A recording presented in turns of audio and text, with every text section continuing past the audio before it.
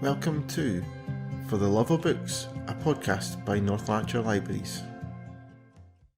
Hi everyone, welcome back to the North Lanarkshire Libraries podcast For the Love of Books. My name is Chris Wilson, e-Services Librarian, and I am joined today by two special guests. We have got Viebke McGee, the archivist, and Margaret McGinty, the local studies officer. And the reason why they're joining me today is because May is Local History Month, and they are the experts for us on that field. So I thought we'd invite them along and get them to tell us a little bit more about the archives that we've got and the local history sections in North Lanarkshire, and we can get a little bit of more information about what they have to offer and things like that. So it's almost the end of Local History Month, guys. So what has North Lanarkshire been doing to celebrate Local History Month? Is there anything in particular we've been getting up to in the archives and local history scene?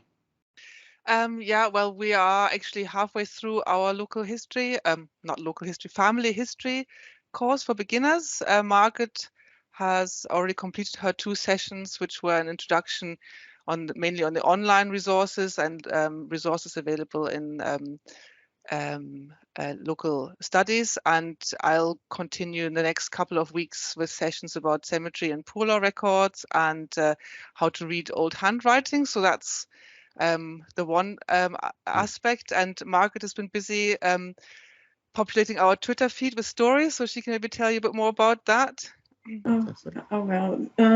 This is the year of stories, so we've been doing a little bit on Twitter about local well-known tales and legends, and we've also put on a very small display. It's been quite low-key this year on the same local stories, things like the tales and legends about Bertrand de Shotts, who gave Shotts its name, or the giant baby who's buried in Greenhead Cemetery in Cambusnethan.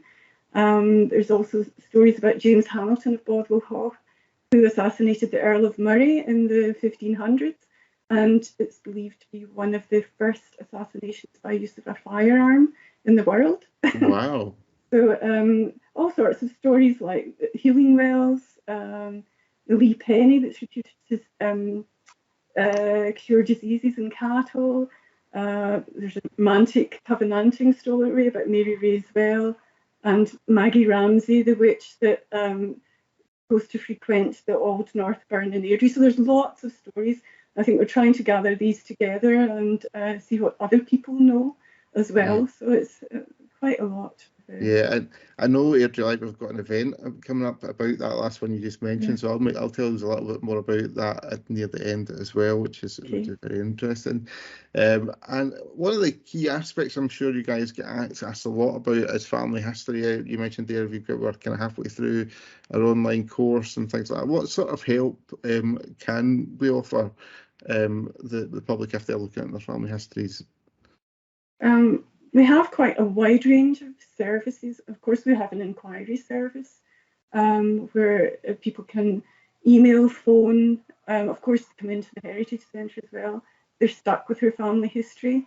We do our best to help them out. If we don't have the resources, hopefully we can refer them elsewhere. We also offer one-to-one sessions. If someone is maybe beginning their family history, not quite sure what to do, then they come in and we can give them an introduction, the main websites to use, and what resources they should gather and collect, and so on. So periodically we run our family history sessions, as we're doing at the moment, our family history talks throughout the year as well. And we get quite a range of different types of inquiry, maybe a burial location, a newspaper article on an event, or a map or a photograph on particular buildings and streets, and so on. Fantastic. Yeah. I love the fact that there's kind of that combination as well of like kind of sort of in the centres and also the kind of online courses that you guys run as well. So it's great to see there's that kind of combination of work, because I would imagine you probably get people from quite far afield looking to kind of find out about North Lanarkshire, because obviously there'll be people from this area that's that's moved away, and then they're looking to kind of find the relatives from here and things like that. So it's great that we've kind of got that possibility to kind of offer it out in a sort of more online setting as well. We get emails from all over the world, archives on local studies, Canada, New Zealand, Australia, USA, of course. So we get visitors as well, but we get a lot of emails from these countries. Yeah, quite often people drop in at the end of their Scotland holidays, the last day, and they just found out that their ancestors were from Motherwell, for example, and then they pop in and they want to know where they lived maybe, and there's quite a few resources we have there as well. They can look at. Sometimes they're lucky. I had visitors just last week, and they had lived in their ancestors had lived in Watsonville, and we've got some plans. They could see exactly which cottage they had lived in, and could see what kind of toilet facilities had just been built during the time when their ancestors lived there. Yeah, so it's I think people just sometimes they don't know very much about their ancestors. Sometimes they already know quite a bit, but there's always something we can add or build out the knowledge they have. Yeah, and that must be quite nice, kind of being able to kind of help people find that little pieces of information, because I do a little bit of family history myself, and it's difficult to find stuff, and when you do discover something, it is quite a kind of nice feeling, and kind of you discover that little kind of part of your family history you didn't previously know, which is great. So it must be kind of quite a good part of the job to kind of help them discover that a little bit. And one of the other things that we have is the Ancestry website, which is free in all of the North Lanarkshire libraries, and of course in the North Lanarkshire Heritage Centre and Airdrie Library local studies areas as well. How great a resource is that for the public to use? Is that kind of something that you guys find as a valuable thing to point people towards? Well, absolutely. Ancestry is, of course, one of the most popular genealogy websites for researchers. It holds billions of records worldwide, and it's probably one of the first websites researchers turn to when they start their family history. So the range of information available is absolutely fantastic. Birth, death, and marriage records all over the world, probably not so much Scotland, but other countries, census returns, military records, immigration records, trade directories, phone directories even.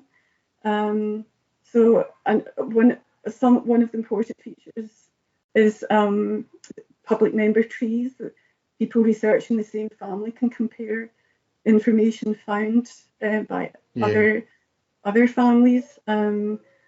So that's compare their findings. It's amazing. So it's a fabulous resource, and the fact that it's available in libraries free, in the Heritage Centre here at Airdrie Library and libraries throughout Scotland, that it's available free, it means there's no barrier to people doing their family history. Because it can be quite a costly thing to do, family history research, and even just a personal membership to Ancestry can be quite an expensive thing. So it is, I think it's a fantastic thing that we've got that available in our library services and our heritage centres and things like that for people to access for free and kind of get a look at and find and get into those records and things like that and find out little bits of information. So it's really, really good. And also for people who use Scotland's People, if they use a conjunction with the free Ancestry, they can narrow things down. You know, in Scotland's People, every time you click on a record, you have to pay credits. And if you can narrow down the number of credits you have to click on by using Ancestry, that can save you a lot of money as well. Yeah. I might have to get you to show me how to do that, because I'm not really sure how to do that, because I have spent a lot of money on Scotland's People in the past. Yeah, me too. I think we all have. You clicked on the wrong thing, don't got anything for it. But so this area, North Lanarkshire, has got quite a rich history with many big industries playing a part of that history as well. What is kind of sort of the most regular sorts of inquiries that you guys get, kind of based on sort of the kind of industry that's been in the area? Well, of course, North Lanarkshire is one of the most highly industrialised areas of Scotland.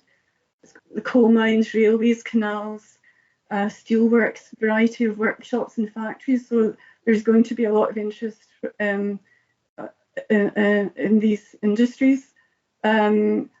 We find some of the most popular inquiries probably relate to individual companies, like Ravenscraig Steelworks. I think has still it's been gone for 30 years, but it's still got a place in everybody's heart, I think. So we do get a lot of students looking at our photograph collection, newspaper cuttings, brochures, building up a picture of how it developed and its demise. So that's one of the most popular. Another one is the Hearst Nelson Company that produced rolling stock and tram cars in Motherwell. We get a lot of inquiries from academics, modelers, railway enthusiasts, and we have about 30 albums of the photographs of the rolling stock. So we're able to provide photographs. Again, we get inquiries from all over the world, recently one from Portugal. That was probably one of our most popular resources. It's fantastic. I think that there's that kind of sort of level of detail kind of held about the indices and some of the companies and things like that. And like you say, some of them are sort of kind of quite well kind of thought of and kind of part of a lot of people's kind of personal histories with family members having worked at Ravenscraig and things like that sort of stuff. And that's right. It's great to kind of be able to have that available for people to kind of see exactly where people worked and how and kind of the conditions and things like that they worked in, I would imagine, as well, which is really, really good. And now, so we've obviously North Lanarkshire's archives have got a huge treasure trove of information in them as well, haven't they, Wiebke? What sort of things can people kind of find in the archives if they're kind of delving through it? Yes, well, where to start? It's a vast collection. So we have well over 260 collections in the archive, and they kind of fall into a number of different areas. So our main role is to look after the records of North Lanarkshire and its predecessor organizations. So that would be all the previous local administrations in the area. So you have the district councils before you had North Lanarkshire, Monklands, Kilsyth, Carmarthen, Kilsyth, Strathkelvin and Monklands district councils. And before that, you had the county of Lanark with its various subdivisions, and also within that then the boroughs. So in North Lanarkshire would be Kilsyth, Airdrie, Coatbridge, Motherwell and Wishaw. And these borough collections are really fascinating. People don't maybe use them as much as one would kind of think, considering what kind of information is contained. So you would be able to find out anything how your local town developed, when sanitation was put into place, schools, all the provisions that we now take for granted, how they were developed and what a great improvement that was for people's lives. And then we also have parish records. So within that, we've got some of our more popular records, which are the poor law records, and the cemetery records kind of fall via various local authorities, but these are really fascinating to find out what happened to your ancestors when they fell on hard times, the poor law records. So there's a bit of, there was a means testing in place at the time. So you get a bit of a biography of where the family had stayed before, the family members, and maybe also where they were born, especially if they're from Ireland. Sometimes you get more details there than just Ireland, which can be helpful. Then we've got the records of industries in the area. We get asked about this a lot, but not all the industries that were based in North Lanarkshire, we would hold their records, because anything that was nationalised is not the National Archives of Scotland and National Records of Scotland. But we have quite a few companies of structural engineering, for example, Alexander Findlay from Motherwell, or Thomas Hudson. They were boiler makers, but they also did structural engineering. There's a lot of information in there about what they built. There's lots of photographs of bridges that were created for all over the world in Alexander Findlay, and we sometimes get inquired about those still. because there's repair work going on. For example, in South America, we had something recently. Then we have records of clubs and societies, and that's actually one of the, I don't know, it kind of brings to life the way people interacted in communities in the past. There's lots of friendly societies which helped people in certain industries through difficult times, like the Air de Riva Society, for example. But then there are also clubs that are purely for leisure. And there's one of my favorite items is the Town and Country Ramblers Association. We only have one little minute book for them from 1881-82. And the secretary was James Davidson, who later became a famous architect.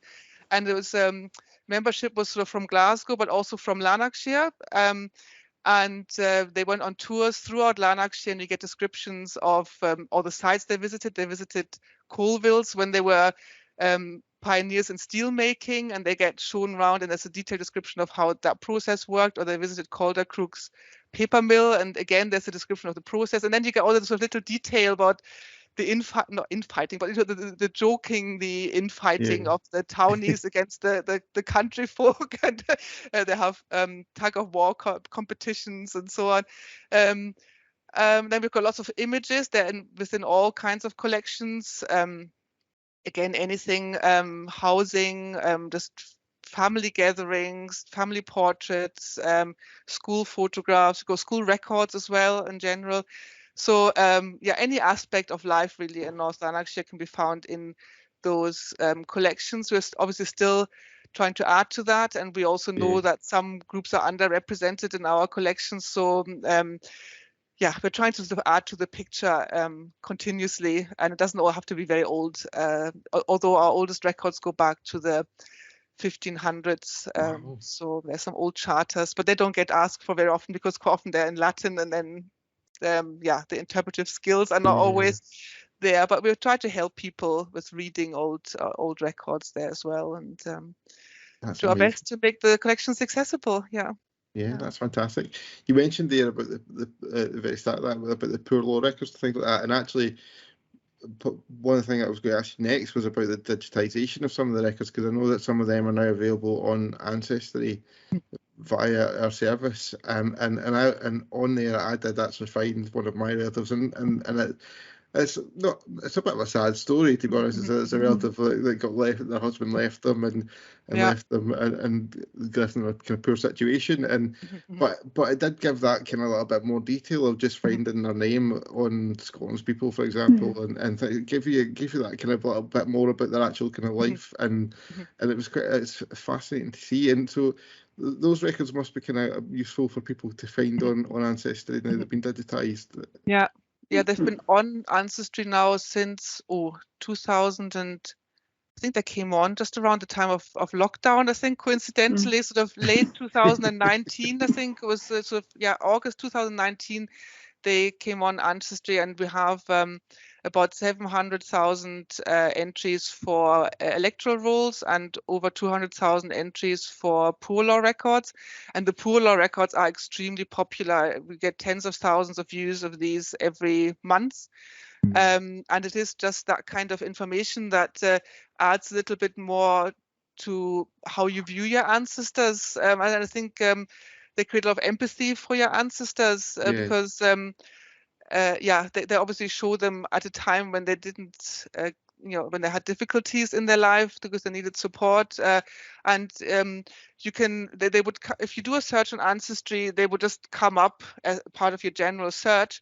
But if you go into search and then card catalog and search for North Lanarkshire, you can just see our two categories, the electoral rolls and the poor law records, and you can just search within them, and you can also browse. So if you can't find somebody, you can you could just bring up a book and kind of just browse through it. There's usually an index in the application records, so it's wonderful to have them there and to be able to share them with the whole world, basically. And it kind of shows you, when we look at the usage, how many people all over the world must have Ancestry coming from the Lanarkshire area, because obviously because of the hardship, many people then also emigrated. Yeah, I mean, as I said, I've done a little bit of kind of research about it, and my family members have went far and wide from here, so I've got kind of like family from all over the world now these days, and I've also done the DNA thing with it, and so I've contacted people from all over the world, and it's amazing how far afield some people from North Lanarkshire have actually travelled at some point in their life. And it's great that we can kind of help share that sort of information with people from those records. That must have been quite a massive task to get that digitised, though, I'd imagine. Yes, we had a member of staff was recruited locally by Ancestry who did all the digitizing.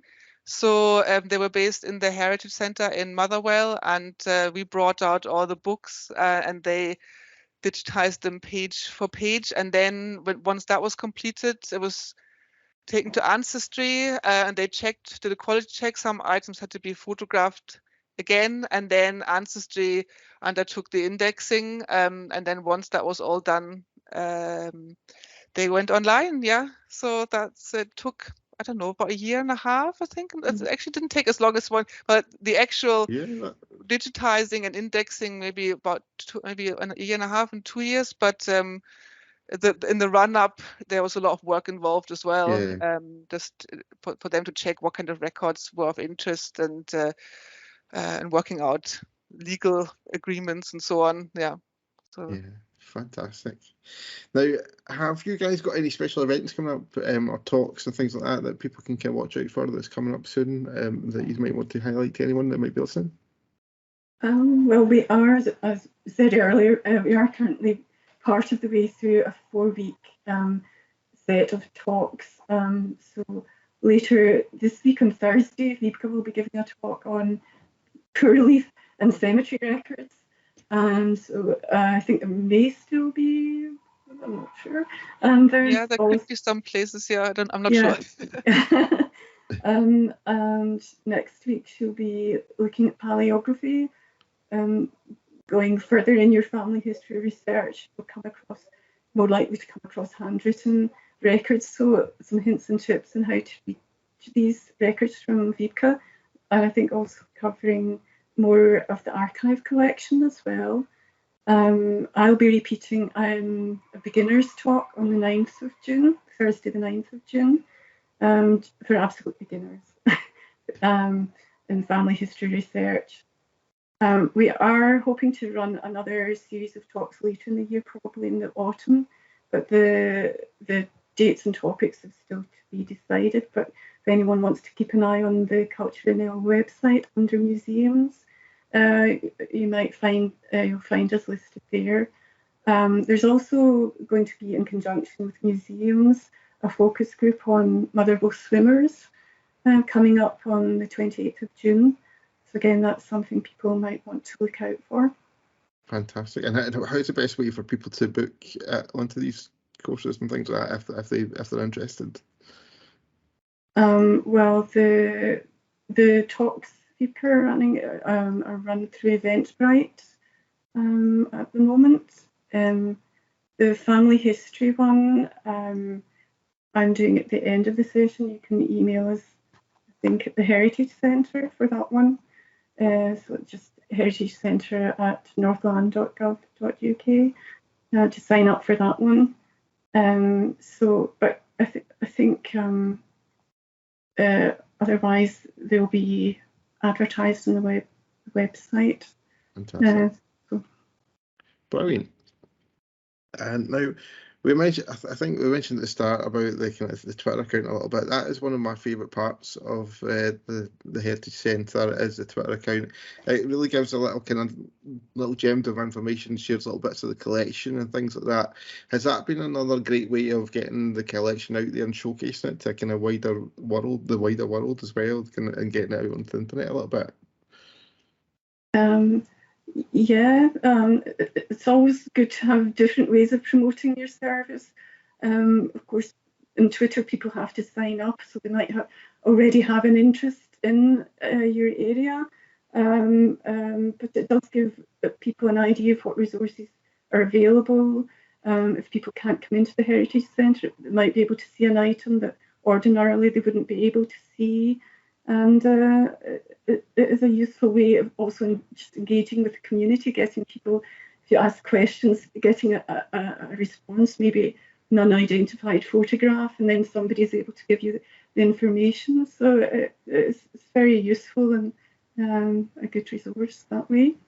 It's a bit like a shop window for us. We can kind of just tell people in sort of small chunks, what is contained in the collection, and hopefully people who have a special interest also in areas that we cover can find out about that. And we certainly connect with special interest groups as well, which is nice. You become part of a community that's interested in coal mining or in steel or bricks or things that kind of you wouldn't assume everybody is interested in. But if you have those sort of very specific interests, then Twitter can allow you to explore them, and we can contribute to that. Yeah, and I have seen there's various kind of hashtags and things like that you sometimes get involved in at various times of the year as well. Like it's a hashtag archive30 and things like that sort of stuff. Yes, that's a bit of a marathon in April. We try to tweet every day under a certain hashtag. It's something organized by ARA Scotland. That's the Archives and Records Association in Scotland, and it's become a worldwide event now. People join in from Germany, from America, from New Zealand, from everywhere. It's a real good showcase for what's in archives. And then there's various other sort of campaigns. There's an advent calendar usually we take part in December, and and I think museums, they have an Ask a Curator Day, and there's always something to join in with as well. Yeah. Fantastic. Now, this is a library book podcast normally, so it's been good to talk to you guys about the services that are available for local history and things like that. But I'm going to put you on the spot a little bit and ask you a little bit about what you guys have been reading recently. So, Rika, what have you been reading recently? Yes, well, I just finished a book. Actually, it was in German, but I believe the English translation comes out in the autumn, and that's a bit of a history book. It was called Annette. Oh, I don't know how to pronounce this, how to translate it into English, but it was like an epic poem, a prose poem about this lady Anne Beaumanoir, who was a resistance fighter in the French resistance as a very young woman, and then later on she becomes involved in the independence movement in Algeria, and that was quite enjoyable. So maybe something in the autumn it will come out in English as a German book.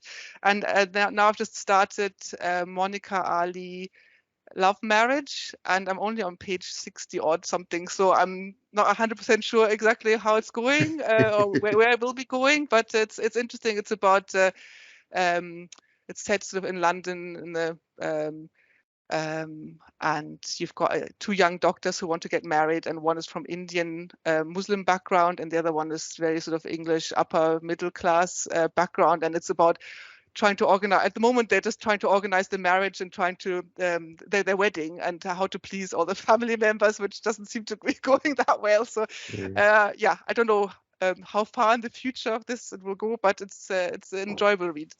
Fantastic. And Margaret, what about you? Have you read anything recently you'd like to mention? Oh, it's a bit of a light read. Recently, it was Eleanor Oliphant is Perfectly Fine. That's a fantastic book. Yeah, it's poor Eleanor has obviously got some health issues and mental health issues, and some surprising, kind of unexplained things happen along the way, but when it has quite a sad ending, I think. That was a big book a few years ago, and very popular a few years ago, and it was a fantastic read. I really enjoyed that one whenever I read it as well. Yeah, I love that too. It's a great book. Yeah. It's great, fantastic. Now, just to round off with you guys, we kind of touched on it a little bit. So basically, in terms of getting involved with what services you guys offer, is it really kind of for talks and things like that? We'd probably go into the Culture NL website. Really, is probably the main kind of place, culturenl.co.uk. Yeah. Yes. Yeah, and our Twitter as well. We try to advertise on Twitter. Yeah. Mm-hmm. Yeah, fantastic. Well, thank you very much for joining me today, guys, in our chat. I'll round off our podcast by telling you a little bit more about the library service. If you don't want to find out a little bit more about social media for these guys, you can follow them on Twitter using @NL_heritage, or on Facebook. If you search for North Lanarkshire Heritage, you'll find their Facebook page as well. And for library service updates, we do have a few. We have got a Saturday book blog session coming to Wishaw Library, and it is from 10:30 to 11:15. So do get involved in that if you want to get involved in a book blog session. New Tricks is back at Airdrie Library as well. It's a series of fantastic events aimed at adults, and the next event will be the New Tricks quiz. And there's also other events such as a movie screening and things like that to get involved in as well. And we kind of touched on it a little bit at the very start of this podcast with the folk tales of Lanarkshire. There's a story walk involving a storyteller called Alison Gilbraith, and it is part of a series of events that are coming, which have been funded by the Year of Stories 2022 Community Stories Fund. And the basically is a story walk around the area where one of the local folk tales that Margaret mentioned earlier. I can't remember the name off the top of my head of the person though. Maybe you can remind me, Margaret. The Maggie Ramsey. That's the one. That's the one. Yeah. So that's the kind of retelling of that story as you walk around the area where the tale is set, and it sounds like a fantastic event, and you can get involved in that as well. All the details for all these events can be found on culturenl.co.uk, and go to the library section and what's on, and you'll find it all there. And it's looking like it's got lots of fantastic events coming up for both libraries and also the heritage team as well. So do check out the section for them too and see what's happening. If you've enjoyed this podcast, do get in touch using the hashtag FLB podcast, or by dropping us a wee email to librarypodcast@northland.gov.uk. But that's all for us, guys. Thank you very much, Margaret and Vika, for joining us. Thank you. We'll be back again soon. Thank you. Bye. Thank you. Bye. Bye-bye. Bye.